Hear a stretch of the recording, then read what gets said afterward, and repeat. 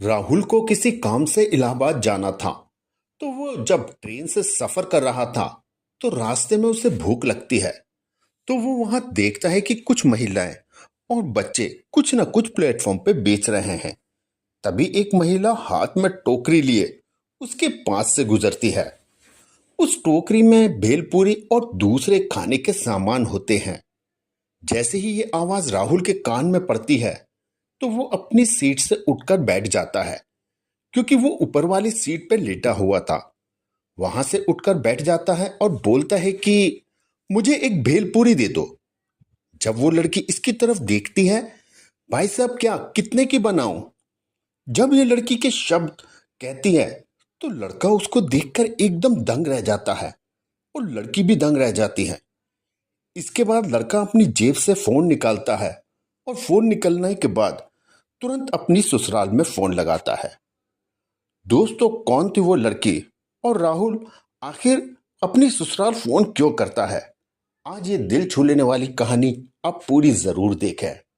कहानी शुरू करने से पहले मेरी आपसे रिक्वेस्ट रहेगी कि आप हमारी इस वीडियो को लाइक करके इस चैनल को सब्सक्राइब जरूर कर लें और वीडियो आपको अच्छी लगे तो अपने दोस्तों के साथ शेयर जरूर करें। चलिए दोस्तों, कहानी को आगे बढ़ाते हैं। दोस्तों, उत्तर प्रदेश के बरेली जिले में एक राहुल नाम का लड़का रहा करता था। ये लड़का पढ़ाई में बहुत ही अच्छा था।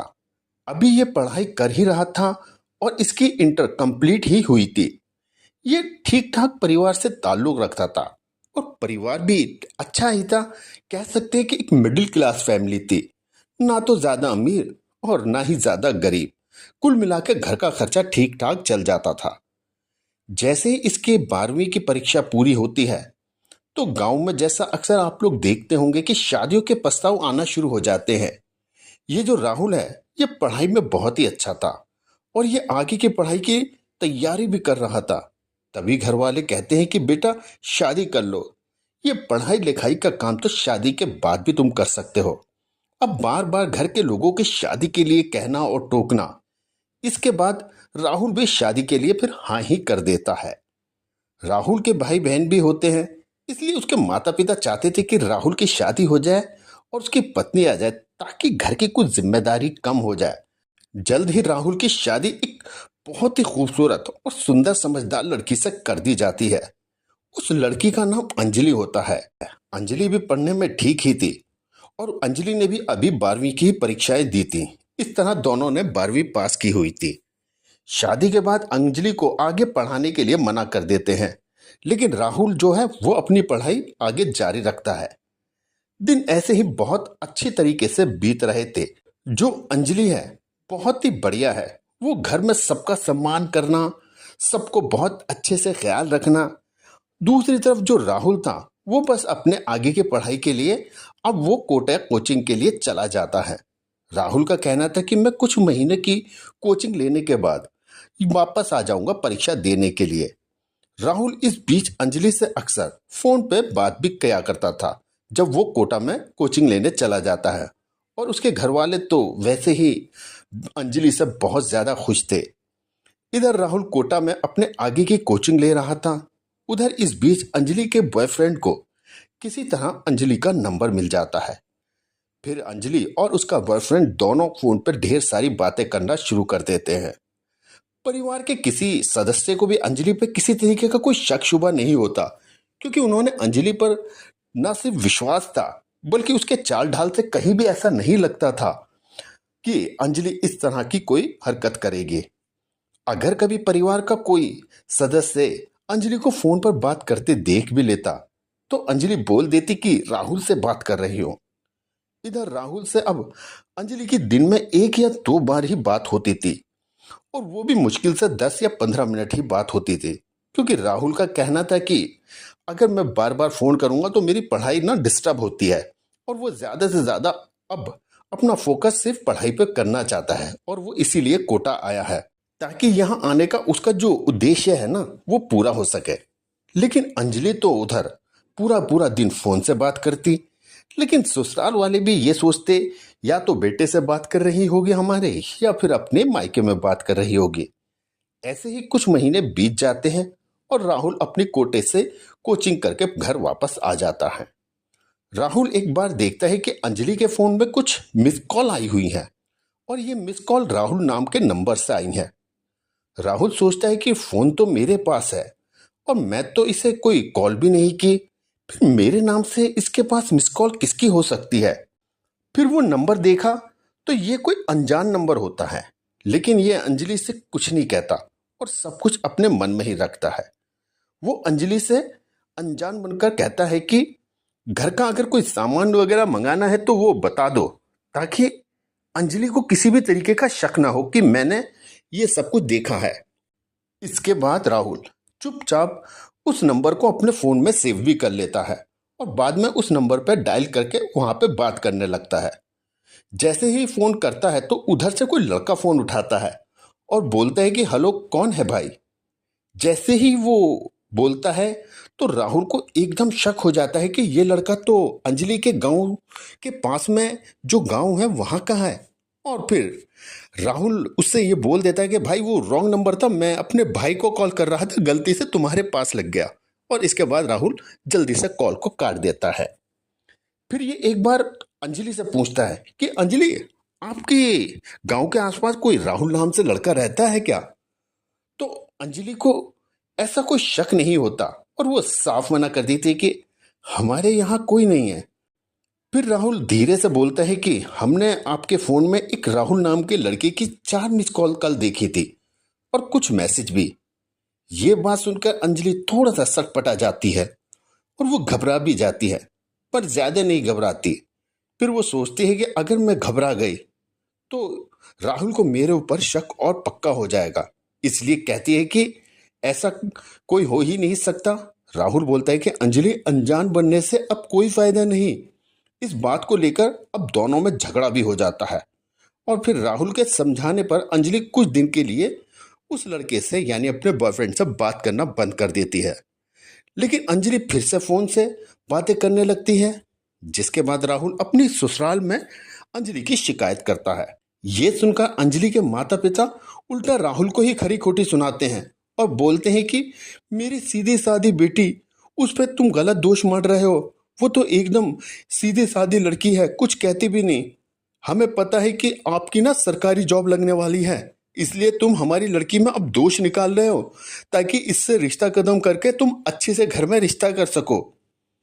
इधर अंजलि को जब ये एहसास होता है कि इसके माता पिता मेरा साथ दे रहे हैं, तो वो अपने बॉयफ्रेंड से शादी करने के लिए अब राहुल पर दोष मढ़ना शुरू कर देती है।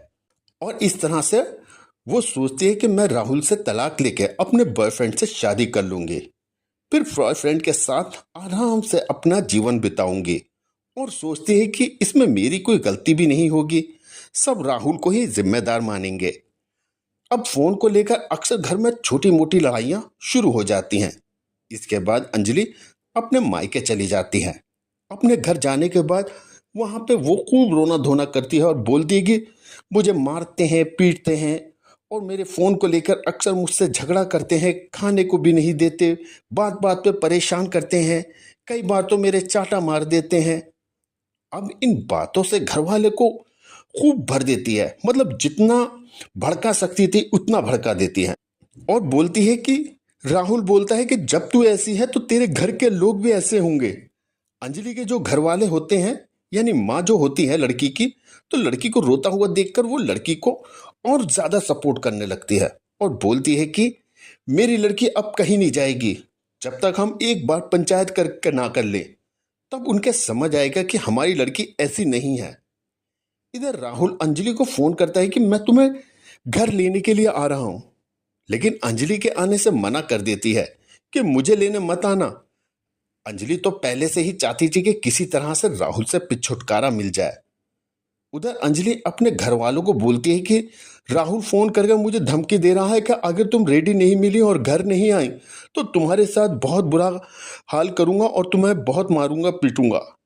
शाम को अंजलि के भाई, माता पिता, रिश्तेदार सब लोग जमा हो जाते हैं और बोलते हैं कि ऐसे कैसे जिंदगी कटेगी, लड़का ऐसी ऐसी बातें कर रहा है जब वो अपने घर पर है। अगर लड़का इस तरह से व्यवहार करेगा, अभी तो हमारी बेटी की उम्र ही क्या है, ये तो सिर्फ 22 साल की ही तो है, अभी कुछ ज्यादा भी नहीं हुआ। इसके बाद वो लोग तय करते हैं कि राहुल की फैमिली के खिलाफ हम पुलिस में जाके कंप्लेंट कर देते हैं। फिर सब लोग जाते हैं और थाने में जाके कंप्लेंट कर देते हैं। थाने वाला बोलता है कि अगर तुम दोनों को लगता है कि साथ नहीं रह सकते तो इससे अच्छा है कि तुम कोर्ट में जाकर तलाक का केस डाल दो, तो मामला भी वहीं से वहीं सुलझ जाएगा और तुम्हें तलाक भी मिल जाएगी। फिर वो लोग क्या करते हैं, एक अच्छे से वकील से मिलते हैं जो बोलता है कि तुम मुझसे लिख कर ले लो, 15 दिन दे रहा हूं, 15 दिन। 15 दिन के बाद राहुल तुम्हारे पैरों में आकर नाक रगड़ेगा, माफी मांगेगा। ये वाली बात सुनकर अंजलि बहुत ज्यादा खुश हो जाती है, लेकिन अंदर से थोड़ा दुखी भी होती है कि कहीं ऐसा ना हो कि हमारा जो प्लान है उस पर कहीं पानी ना फिर जाए। फिर वकील को उसकी फीस और दूसरे जो भी कागज वगैरह होते हैं उन पर साइन वाइन करके वो दे देते हैं। फिर लगभग 1 महीने के बाद कोर्ट की तरफ से राहुल के पास नोटिस पहुंच जाता है। इस बीच राहुल कई बार अंजलि का फोन ट्राई करता है, उससे हर तरीके से कांटेक्ट करने की कोशिश करता है, लेकिन अंजलि तो पहले ही राहुल का नंबर ब्लैक लिस्ट में डाल चुकी थी ताकि किसी भी तरीके से उससे बात ना हो सके। इधर राहुल परेशान होता है कि नंबर क्यों नहीं मिल रहा, फोन खराब हो गया या फिर कोई और बात है। राहुल और उसका परिवार जब कोर्ट का नोटिस देखने के बाद बहुत ज्यादा दुखी हो जाते हैं कि उनकी बहू उनके साथ ऐसा व्यवहार कर रही है, उनको कोर्ट में घसीट रही है। ये कोर्ट का नोटिस था, इसलिए उससे बताई हुई तारीख पर अब राहुल को पहुंचना जरूरी था। जब राहुल तारीख पे पेश होता है तो अंजलि का जो बर्ताव था ना वो बहुत ही अलग था। इधर अंजलि सोच रही थी कि जैसा मैं चाह रही हूं सब कुछ वैसा ही हो रहा है। अंजलि ने पहले से ही अपने घर के लोगों को तो बहुत बुरी तरीके से बहका ही रखा था, लेकिन सच्चाई ये थी कि उसके ससुराल वालों ने उसके साथ ना तो कोई टॉर्चर किया और ना ही किसी तरीके का बुरा बर्ताव किया था। इधर कोर्ट पे तारीख चलती रहती हैं और अब अंजलि का तो बर्ताव जो था वो तो पूरी तरीके से बदल गया था और वो अब अपने बॉयफ्रेंड से भी बिना किसी डर के खुल के खूब बातें करती थी। और लड़का भी कई बार जब अंजलि तारीख पे जाती तो कुछ खर्चा पानी भी दे दिया करता था। इधर केस चलता है, कोर्ट में दोनों से पूछा जाता है कि क्या तुम तलाक लेना चाहते हो। राहुल का कहना था कि जब ये रहना ही नहीं चाहती मेरे साथ तो तलाक ही सही रहेगा। इसके बाद कोर्ट दोनों को तलाक दे देता है। फिर राहुल अंजलि के दहेज के सभी सामान वापस करता है और साथ ही 10 लाख मुआवजा यानी मेंटेनेंस के तौर पे अंजलि को दे देता है। इधर राहुल फिर से अपनी कोचिंग की तैयारी में लग जाता है और लगातार सरकारी नौकरी के फॉर्म जमा करता रहता है। जो भी भर्ती निकलती वो हर परीक्षा में जाता। उधर जाओ, अंजलि का डाइवोर्स होने के बाद अब करीब 6 महीने गुजर चुके थे। अब वो अपने बॉयफ्रेंड से खुल के बातें कर रही थी, उसे किसी का डर भी नहीं था। लेकिन धीरे धीरे जो अंजलि के घर वाले थे ना, अब उनको भी थोड़ा थोड़ा पता चलना शुरू हो जाता है कि वास्तव में लड़के का कोई दोस्त नहीं था, हमारी लड़की में ही दोष था। राहुल तो बिल्कुल सही था, वो लोग तो अंजलि को रोकने की इस गलत काम से कोशिश करते थे।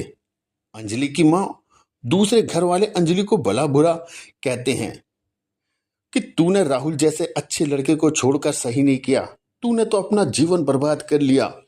वो तो एक नेक और समझदार लड़का था और हम लोग सब तेरे बहकावे में आकर हम तेरा साथ देने लगे। अब अंजलि को घर वालों का ना टॉर्चर बहुत ज्यादा दुखी करने लगता है। तो वो एक दिन अपने बॉयफ्रेंड से कहती है कि आज रात मैं तुम्हारे साथ भाग जाऊंगी और मुझे कहीं लेके चले जाओ। जब लड़की के घर वालों को ये पता चलता है कि वो अपने बॉयफ्रेंड के साथ कहीं भाग गई है तो पूरा घर बहुत दुखी होता है। उनका समाज में बहुत ज्यादा मान सम्मान था, अब उनकी पूरी इज्जत खराब हो जाती है। जिसके बाद अंजलि के घर वाले अंजलि से सभी तरीके के अपने जो भी रिश्ते होते हैं वो सब खत्म कर लेते हैं। उधर ये बात अब राहुल को भी पता चल चुकी थी कि उसकी पत्नी अपने उस बॉयफ्रेंड के साथ जिससे फोन पे बहुत बातें किया करती थी कहीं भाग गई है। इधर एक शादी में राहुल को उसके ससुराल वाले मिल जाते हैं, जिसके बाद उसके सास ससुर राहुल के सामने बहुत शर्मिंदा होते हैं। राहुल के ससुर राहुल के पास जाके उससे माफी मांगते हैं कि बेटा, गलती हमारी बेटी की थी लेकिन हमने तुझे गलत समझा। राहुल की सास ससुर की आंखों में आंसू देखकर अब राहुल भी पिघल जाता है और कहता है कि जो हुआ सो हुआ, मैंने तुम लोगों को माफ कर दिया। उधर अंजलि अपने बॉयफ्रेंड के साथ अब बरेली में जाकर रहने लगती है। वहां कुछ टाइम रहने के बाद वो लड़का उसको लेकर अब कानपुर चला जाता है। अब अंजलि के घर के लोगों से अंजलि का पूरी तरीके से सभी तरीके का संपर्क खत्म हो गया था। ये बात को अब 1.5 साल से ज्यादा गुजर गए थे। दोनों साथ रहते हुए अंजलि और उसके बॉयफ्रेंड में अब धीरे धीरे झगड़े होने शुरू हो जाते हैं। इधर अंजलि का बॉयफ्रेंड अंजलि को रोज रोज तू मैं इन सब बातों से परेशान करने लगता है। एक दिन अंजलि का बॉयफ्रेंड इन लड़ाई झगड़ों से परेशान होकर अंजलि को चुपचाप छोड़कर रात में घर से निकल जाता है और ना जाने कहाँ गायब हो जाता है और अपना फोन भी बंद कर लेता है। लड़का बहुत चालाक था, इसलिए उसने अंजलि से किसी भी तरीके की कोई कोर्ट मैरिज या किसी भी तरीके की शादी नहीं करी थी, ताकि वो उसको ढूंढ के वापस ना ला सके और किसी भी तरीके का क्लेम मेंटेनेंस या कोई दूसरे कानूनी कार्रवाई उस पर ना कर सके। अंजलि ने पहले ही अपने घर के लोगों से तो जो संबंध थे वो तो खराब कर ही लिए थे, और ससुराल से तो उसके संबंध जब राहुल से डाइवोर्स हुई तभी खत्म हो गए। अब इसकी कंडीशन दिन ब दिन खराब होने लगी, क्योंकि जिस बॉयफ्रेंड के सहारे इसने सब कुछ छोड़ा वो तो उसे पहले ही छोड़ के जा चुका था। अब इसकी कंडीशन इतनी खराब होने लगी तो इसके पास अब कोई चारा नहीं दिख रहा था। तो इसने सोचा अब तो मेरा कोई है ही नहीं इस दुनिया में जो मैंने घर वालों को नहीं मानी, अपने नेक आदमी की बात नहीं सुनी जो इतना अच्छा था। अब मेरा जीवन कैसे कटेगा? लेकिन गुजारा करने के लिए दोस्तों कुछ तो करना होगा। वे अपने पास कुछ पैसे जमा करके रखती थी, तो वो क्या करती है, उनके कुछ भेलपूरी के सामान खरीद लेती है।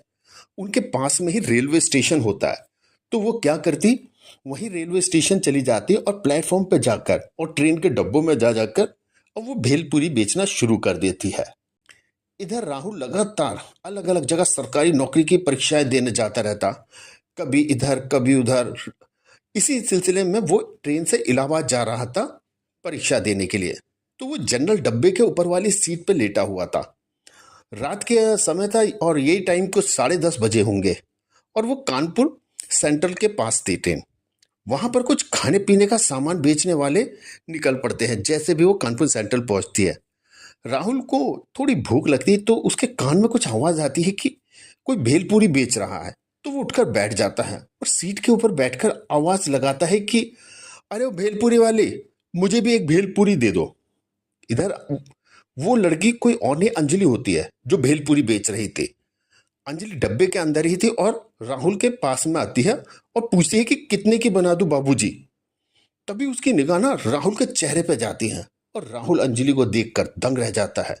वही अंजलि के देखकर राहुल की भी परेशान, यानी एक दूसरे को देख के दोनों के चेहरे के रंग उड़ जाते हैं। राहुल उसकी ये दशा देख उससे पूछने लगता है कि तुम ये क्या कर रही हो, भेलपूरी बेच रही हो? इसके बाद राहुल बिना देर के अपनी जेब से मोबाइल निकालता है और फौरन अंजलि के घर फोन कर देता है, यानी अपनी ससुराल में, और उन्हें अंजलि के बारे में सारी बात बताता है। इधर अंजलि राहुल को देखने के बाद अब रोना शुरू कर देती है। उसकी आंखों से आंसू बहने लगते हैं। राहुल बोलता है कि अब तुम रो क्यों रही हो, मैं क्या कर सकता हूँ, और मुझे वैसे भी इंटरव्यू के लिए जाना है, मुझे देर हो रही है। लेकिन वो अंजलि होती है, वो कहती है मुझे तुमसे बात करनी है। तो राहुल कहता है अच्छा एक काम करो, तुम मेरे साथ चलो, इंटरव्यू खत्म होने के बाद मैं तुमसे बात करता हूँ। रास्ते में राहुल अंजलि से पूछता है कि ये तो बताओ कि ये तुम्हारा हल हुआ कैसे, और ये सब कुछ क्या हो गया, तुम घर से भागी क्यों थी? इसके बाद अंजलि अपने बॉयफ्रेंड से भागने से लेकर रेलवे स्टेशन पर भेलपूरी बेचने तक की सारी बात बताती है कि कैसे उसने मुझे अपने सपने दिखाए। उसने कहा कि मैं तुम्हें खूब प्यार करूंगा, हर खुशियां दूंगा, मैं तुम्हें रानी बना के रखूंगा, हमेशा प्यार करूंगा, और भी ना जाने कैसे कैसे मेरे बॉयफ्रेंड ने मुझे सपने दिखाए। लेकिन मुझे नहीं पता था कि वो सारे सपने झूठे हैं और वो सिर्फ मेरा इस्तेमाल करने के लिए ये सब कुछ कर रहा है।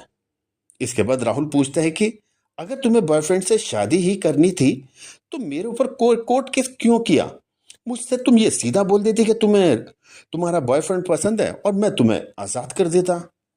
इधर राहुल ने अपना फोन काटा नहीं था, वो फोन को चालू रखता है और उसकी सास दूसरी तरफ लाइन पर होती है जो ये सारी बातें सुन रही थी। उधर अंजलि की माँ अंजलि की ये सारी बातें सुनती है तो उसे बहुत गुस्सा आता है कि किस तरह से उसने राहुल को झूठा फंसाया। इसके बाद वो राहुल से बोलते हैं कि मेरी अंजलि से बात करा, और उसकी माँ अंजलि पर बहुत गुस्सा करती है, बहुत डांटती है और न जाने क्या क्या कहती है।